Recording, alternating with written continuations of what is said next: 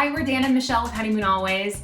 Today we want to give you guys a 6-month checkup on how we are doing here in Portugal. And it's a good time for us to kind of give you guys a more in-depth explanation of how we're feeling and what we're really going through and what you might expect if you choose to move to Portugal. So overall, things are going good. We're enjoying our time here, and we really love just living in a European city. That's one of the things we were looking for, is to be able to walk outside and be, in the middle of the town and have access to so much. We love being able to go downstairs, just go to all these shops and restaurants and nearby cafes, and just feel like we're part of this lively city. Michelle definitely mentions seeing the castles and stuff like that. So it's crazy to me that will walk places and then it's like, oh, there's a castle. That's insane to me. And we're getting a lot of that European vibe. And it just surprises me all the time. It's so great. We love it. And sometimes we'll be working really hard inside our apartment, and then we realize we've been in here too long. Yeah. And we just go outside and it's just like a breath of fresh air. So that's been really great. We've lived close to the beaches, loving that, and day trips and things like that. So it's kind of your day-to-day, just living in Lisbon is just really great. And we've been really enjoying that. It's checking all the boxes that we had hoped that it would when we moved here. That doesn't mean it hasn't been without its quirks, but yeah, definitely checking all the boxes. And the other thing, one of the big boxes that we were not sure we were going to find here was we wanted to build a community of friends. And it was just my birthday, and I had friends to go to dinner with for my birthday, which felt really nice. And it was recently Thanksgiving, and we had multiple people offer to have us come over and celebrate Thanksgiving with them. So we're just feeling really grateful and happy, and we're really starting to build that community here. And I feel like the American expat community, or the general expat community, has really been open and welcoming and kind. So I feel like that's something you could expect if you move here. So now we've lived in an apartment in Lisbon for 6 months, and we've learned a few things. When we moved in, we thought we were going to travel more, so we weren't as picky about the apartment. And we kind of overlooked some things, mostly the size. I am a trained chef and I like to cook, and we have a small kitchen and we have a small refrigerator. Now, we don't need the huge American size, I don't think, but we need something bigger. Yeah. And we also, working in the apartment, we need our space. And especially we're hoping for some outdoor space. So we really found this apartment very charming, and we loved it moving in, but it's time to move on. And we've heard from the Facebook groups that it's easier to break a lease here, and we found that to be true. So we're actually going to go to the US for Christmas and New Year's, and then when we come back, we'll be finding a new place to stay. But we've learned, a few things to look out for when you're looking for your apartment. And, we missed that size. We're not going to get something as big as the house we lived in the US, but we need something a little bit bigger, especially a bigger kitchen. Anything else that yeah, so our particular apartment is in an old Portuguese building, and one of the quirks of it is that the pipes that go all the way through the apartment complex, I think they're shared, and they are smelly. And so our bathrooms, we have 2 bathrooms, and they both just emanate this smell. What would you call it? A sewage smell all the time. And I was able to mask it with a diffuser that I got from Zara Home. So it's fine, but it's gross and kind of weird. And sometimes you walk into the apartment, if you've been gone all day, you walk in and you're like, oh, okay, something's going on in here. And so that's less than ideal, not a deal breaker, but not fun. And I hear that's more normal than not. Another thing we've experienced, which a lot of people talk about, is construction noise. It's only going to be for 6 weeks, but we can at least relate to the people that have complained about the construction noise, in that someone in the apartment, I think they're on the first floor, are doing some remodeling, and we hear it all the way up here on the 5th floor all day long. It's like you're having dental work done. It's just a constant, from 9 to 5 every day during the week, it's just a constant drilling and banging. And for some reason, we started to hear someone above us peeing, randomly. This is a new thing, even though we're on the top floor. So I don't know who's up there. I don't know what toilet's up there. Hopefully it's a toilet. I don't know. But so we're just hearing a lot of weird noises now. And when it comes to the neighborhood, we do love this neighborhood, but we want some outdoor space. And the thing that anyone will tell you about Campo de Henrique is it's in the flight path. So if we were to get outdoor space, then we would hear airplanes all the time, and we don't really want that. So we're just gonna look to move either just a little bit east of here, or to move actually across the river, which is a bit of a change. But when I did my surf camp in Costa Caparica, we really like that beach town, and it's only about a 15-20 minute drive from Lisbon. So if we can find the right place there, then we'll move there. But we're definitely prioritizing getting a nice place to stay that will feel at home, wanting to cook and just kind of enjoying our apartment life. So that way when we go outside, it isn't such a difference. Now it's like we'll go outside and I'll be like, oh my gosh, I'm alive again. Like, oh, we really do love the neighborhood and we love living in the vibrant city. So, yeah. In talking to other expats, I think this is a common mistake that people make. A lot of people get here and they're like, oh, I'll deal with, this apartment, it's fine. And then they realize how much it kind of affects you day in and day out. And especially for us working from home and working together, we're in each other's business all the time. And that part is actually fine. It's just like we're not as motivated to work because the environment just isn't conducive to it. So I think that's something we'll be looking for next time. So another thing I wondered about was the weather when we moved here, because we did all the research, but you never really know until you get here. And the cold weather has arrived, and statistically we're kind of in about the coldest weather that we will get. It's only the end of November, so it'll probably get a little colder, but like average highs are about as low as they'll go right now. And with that, it's really not too bad at all. I don't think. In the house, it is a bit cooler, and so we wear like warm clothes inside, but it's not a big deal. I will say, so it's very common for like buildings in Portugal to just not retain heat well at all. So a lot of people talk about, oh, you'll want to get a heated blanket at night and you'll want to, bundle up in layers or whatever. And what I have found, which is weird, is when we're preparing to go out, like last night, we walked for 30 minutes to go to a restaurant, and we're still not sure quite how to dress for that, because I'll be in the apartment and I will be like bundling up and I'll be like, okay, a sweatshirt and a coat should be fine for me walking outside. But then you go outside, even at night, so not even including the sun, but it's so hilly here. So if you're walking, you're like, it's like a hike, and then you warm up and it's kind of like, you just constantly need to have layers, because it's confusing. And especially if you go out in the middle of the day when it's sunny, it's going to be much warmer than you think it's going to feel. Yeah. So that's been confusing, because inside I'll think like, oh, if I'm comfortable inside, then I'm going to need to be a little bit more bundled up to go outside. But that hasn't so much been the case. Yeah. And also in the US, you go from a climate controlled house to a car with AC and heating to then another building, so you really don't spend too much time outside unless you're planning for that, whereas here we're spending a lot of time outside. Yeah. So now that we have been here 6 months, we have, I feel like, effectively jumped headfirst into the healthcare system.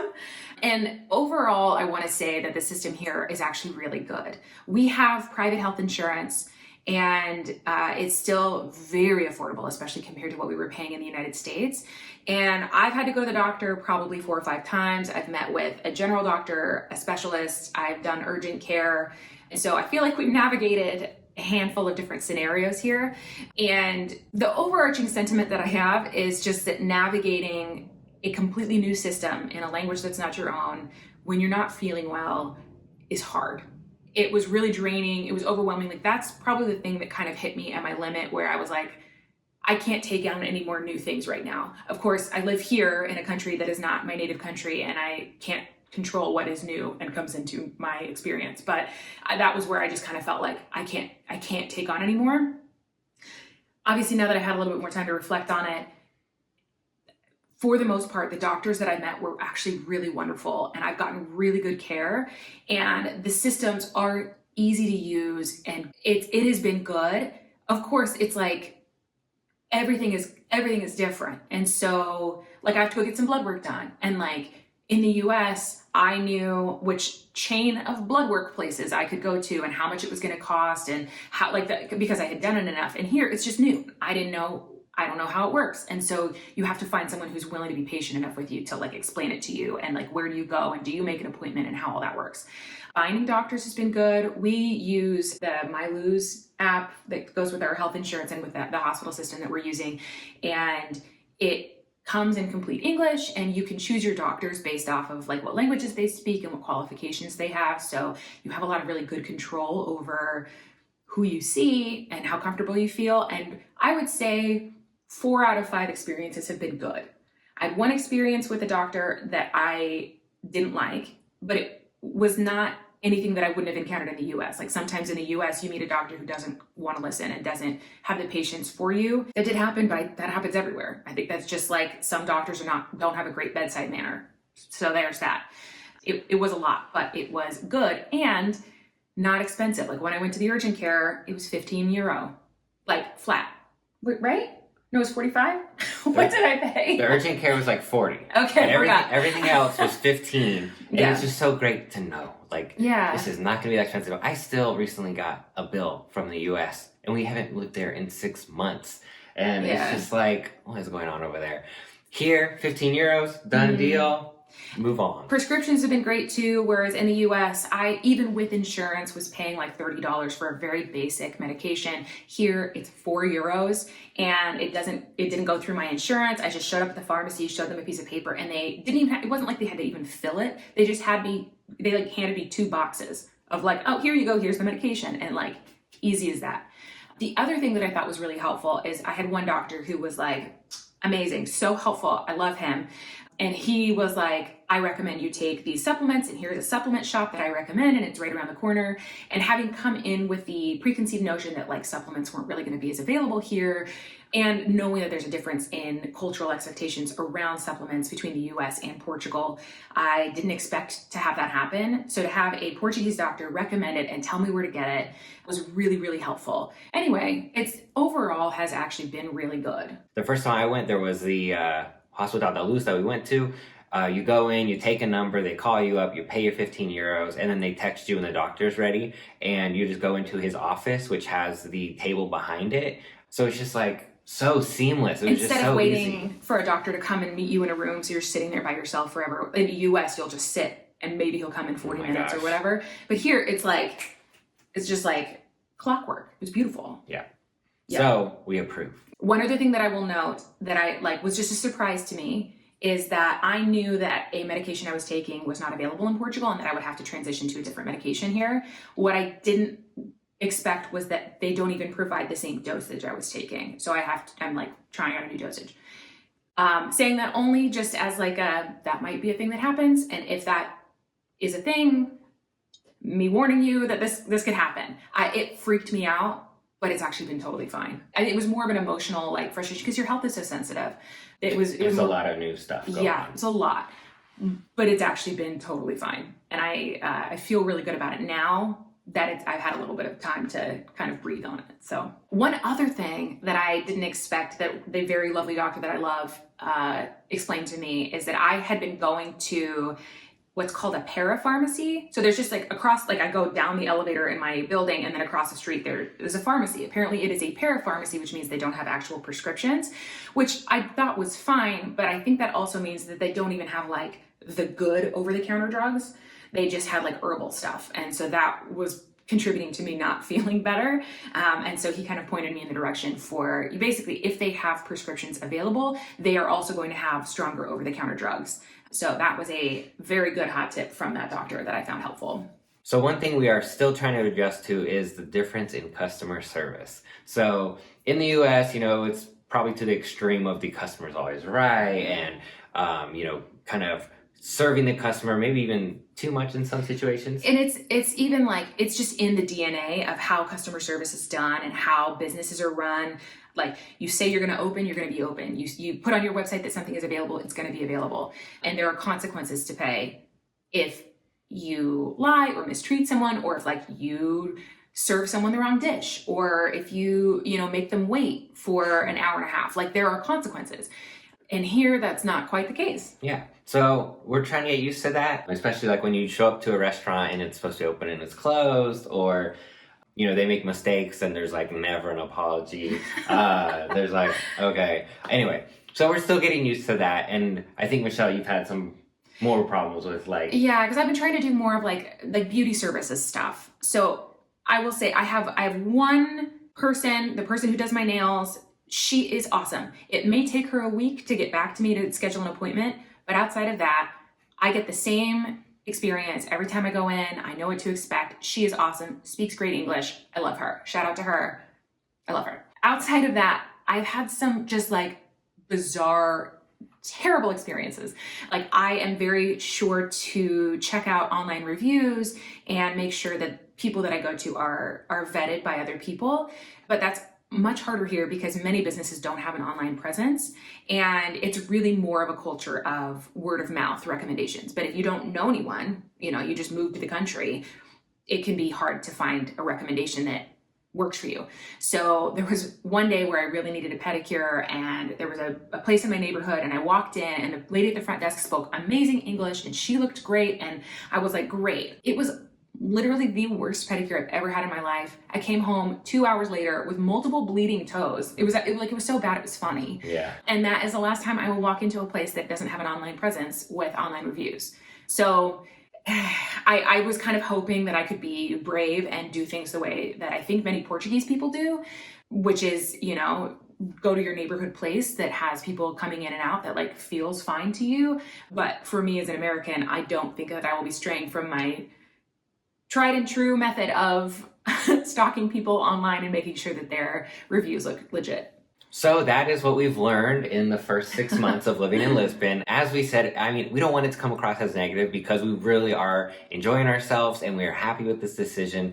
We're going to go back to the U.S., but we are coming back. We are not moving back to the U.S. We are just going there for Christmas, spend some time with some people we love, but we'll come back with a fresh start again and hopefully have things sorted out well enough that it can just be like getting to paradise. Yeah, I feel like 6 months in, I'm starting to feel really more settled here, but there are things that I think would make us feel like this is more like home, and I'm looking forward to, like, we know what those are now, so we're gonna find an apartment that feels more like home. We'll have a few of the things that I think will make us feel more comfortable, like we'll have some more winter clothes and layers coming back with us, and some food things that we haven't been able to get here, and a couple other things. So I think we'll just be set up for success when we come back. So let us know in the comments if you have any other questions about our first 6 months here living in Portugal, or if you've already made the move. What did you learn in the first 6 months, or anything that you think would be helpful for someone before they move to Portugal to help set their expectations? And if you found any of this helpful, subscribe and like, and we'll see you in the next video. Bye.